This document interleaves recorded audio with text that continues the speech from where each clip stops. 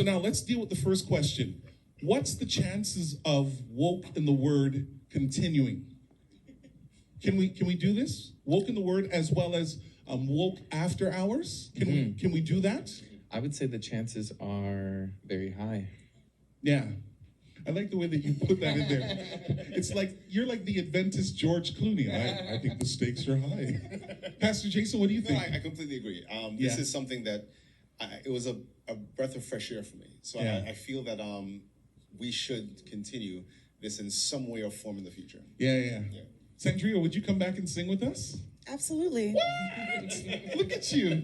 Go Sandria, songstress. Okay, good. So the other thing is, let's talk, Pastor Jason, a little bit about how we came to Woke After Dark.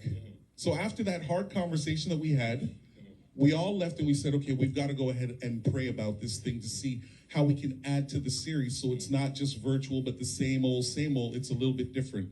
Please tell us, Pastor Jason, because I like giving credit where the credit is due.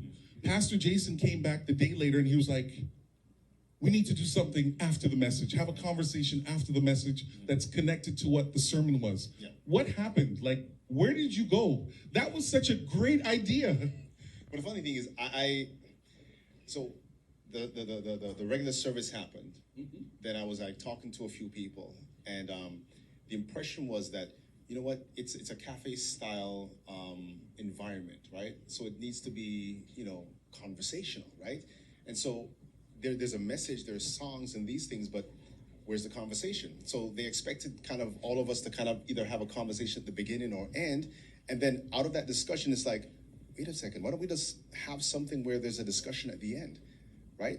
So it's important to, we found that, well, as I was wrestling with it, that to have that conversation of peace along with a formal sermon adds an element where it both speaks to an individual and for those who respond to, some of the things that they were thinking but may not have said is doubly effective. And so that's where I came up with the idea, and then I brought it to your attention, and you were like, go ahead. And I shared it with Pastor Andre, and he was like, yeah, well, let's call it Woke After Dark. And I'm like,